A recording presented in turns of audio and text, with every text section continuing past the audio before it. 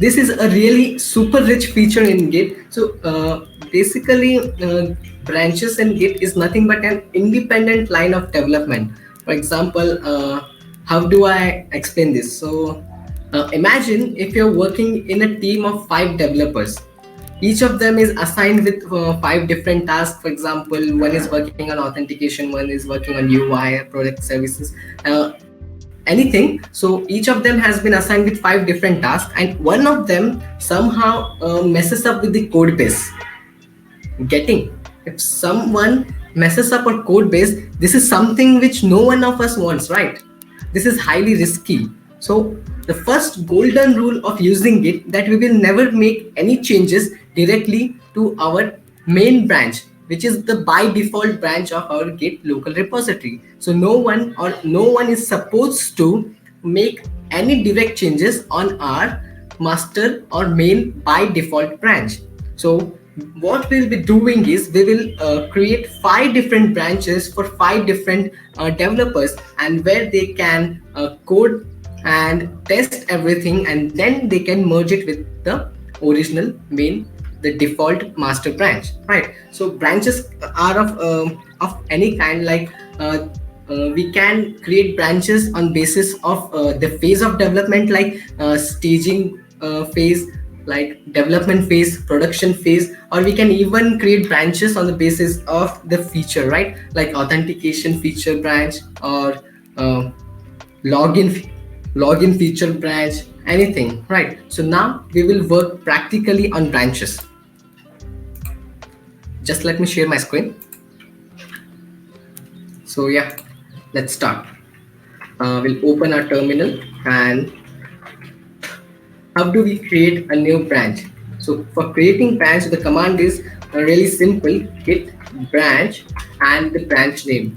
Let's add any, let's name it anything you want. In my case, I will name it as feature XYZ. All right, enter. So how do you switch our by default branch to feature XYZ branch? And for that, we have command git checkout, CHECKOUT, git checkout, and the name of the branch which we want to switch, right? And in our case, it is feature XYZ. So as you can see, switch to branch feature XYZ. Earlier it was main, now it is feature XYZ. So let's add a file to feature XYZ branch using touch command again. Touch. For example, we'll just name it xyz.js. Enter. So now as you can see, we are having the previous files and extra xyz.js file in our feature XYZ branch. So let's add few lines of code to xyz.js just for the sake of explaining you guys. Enter, and I will just add something like console.log within quotes XYZ, and that's pretty much it. Control X, Y, and enter. So let's check if you have added line successfully using cat command, cat xyz.js. Enter. Yeah, we have added it successfully. So now we will stage it, commit in, and we will push this branch to our remote repository, that is GitHub repository, right? So we'll stage it using git add command, git add xyz.js. Enter, and let's commit it using git commit command -m flag for message added console.log success. All right, let's keep it simple. Add console log to xyz.js file. And yeah, let's check status of our working directory. Git status. Enter. Nothing to commit, working pretty clean. And now we will push our feature XYZ branch to GitHub, right? And we will be doing it using command git push. We will use upstream, that is -u, origin, that is our address where we will be pushing our branch to, and the branch name. In our case, now it is feature XYZ, right? Previously we used main branch, but now we are working on feature XYZ, so we will be using feature XYZ branch, feature XYZ, right? Enter. As you can see, we have successfully pushed our feature XYZ branch to remote repository that is hosted on GitHub. So let's go to github.com. And as you can see here, we are having a recent pushes less than a minute ago. Feature XYZ had recent pushes less than a minute ago.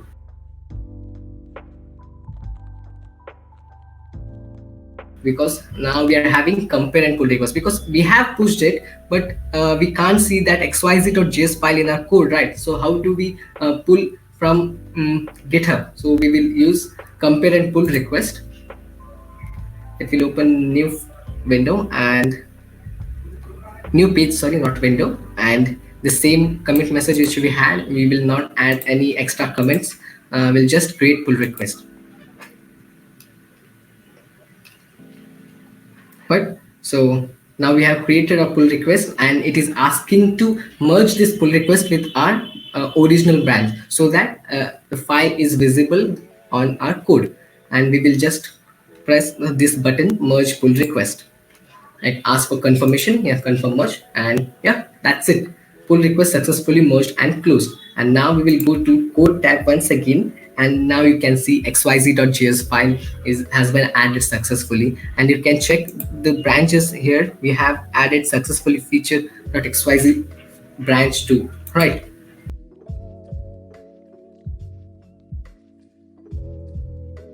Now we will be working on git merge, right? So if we switch our branch back to main, let's switch it first, git checkout main.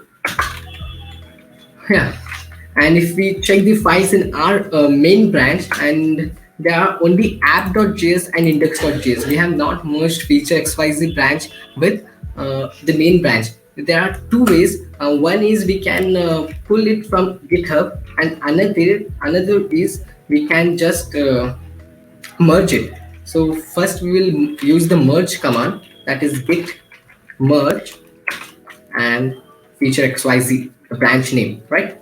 Feature XYZ, enter. Yeah, we have successfully merged, and for that we can check it using ls command. And as you can see, we have added xyz.js file. And suppose someone made directly any changes on our remote repository, right? So how do we pull it to a local repository? So let's work on that, right? So we will add a file on a remote repository. That will be a readme file. Let's not change anything, and let's add a commit message, and that will be added readme file. And yeah, commit new file. So we have added readme file to our code, but as you can see, in a local repository we don't have that file. And how do we get this file? We can get this file using git pull command. So it is just git and pull, enter, and that's it. We have pulled the changes that has taken place on a remote repository using git pull command, and we can verify it using ls command, ls. And as you can see, app.js, index.js, readme, and xyz.js, right? That's it.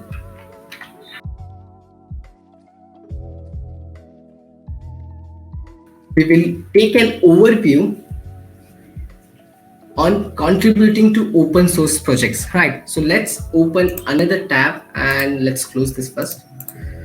Okay, so we will go to an open source project first, and okay, we'll go to hopscotch, actually hopscotch GitHub, right? And yeah, we'll go to hopscotch. So this is an open source project where you can go and contribute your code. And how do we contribute it?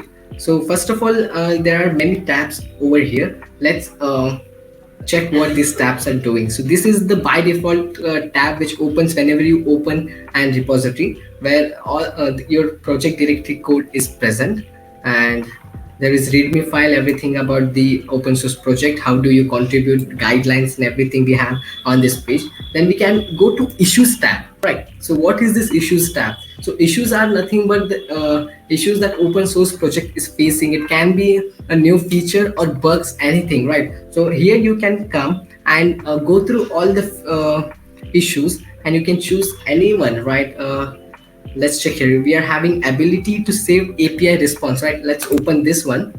So you can read everything about that particular issue, and you can understand it, and you can add comments and ask maintainer to assign that very particular issue to you, and you can start working on it, right? So how do you start working on your project? So first of all, you are supposed to fork the repository. So what is fork? Fork is nothing but by forking an open source project or any GitHub repository, you're actually creating an copy of repository under your username, right? So let's do it practically. Fork this repository, sorry, fork. And as you can see, now I'm having hopscotch under my username. Previously it was hopscotch, but now it is under my username. So we have created a copy of the hopscotch repository under my username, right? So once you have created that, you can just click on this code button and copy the URL and go back to terminal.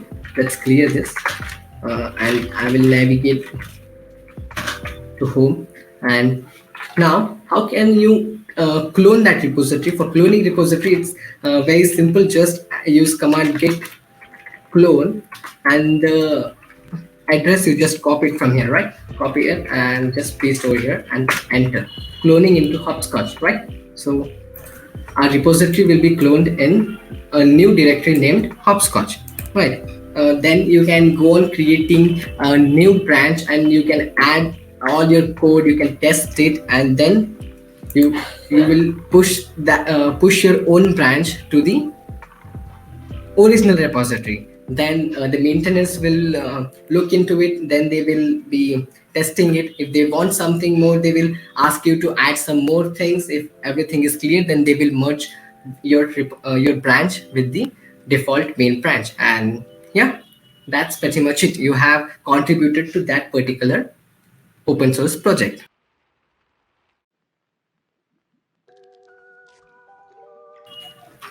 There is a question, explain what squash commits are and how to use them. So squash commits are nothing but like when you want to merge all the commits into a single commit. When you want to merge all the commits into single commit, we use squash commit. You can do it on desktop too. That is not desktop, sorry, GitHub too. And you can do it using command line too, using squash pick method. And what are your recommended Git hosting repositories? The most popular one is of course the GitHub, and because it is really popular in our community, there are many more like GitLab and Bitbucket, which I don't really have any personal experience using them. But if you ask me to recommend one, of course this will be GitHub. What is difference between git fetch and git pull? So what is git fetch and git pull? So when you use git fetch command, it will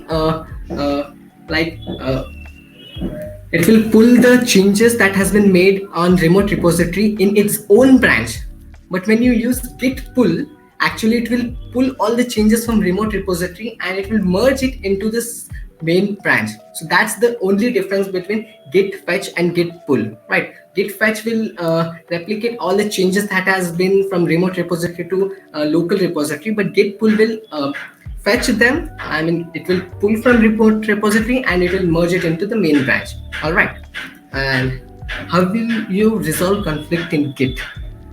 To resolve conflict in Git, the easiest method is just check the two files or the file with conflicts, just open them and you can manually change the code and you can resolve it in this way.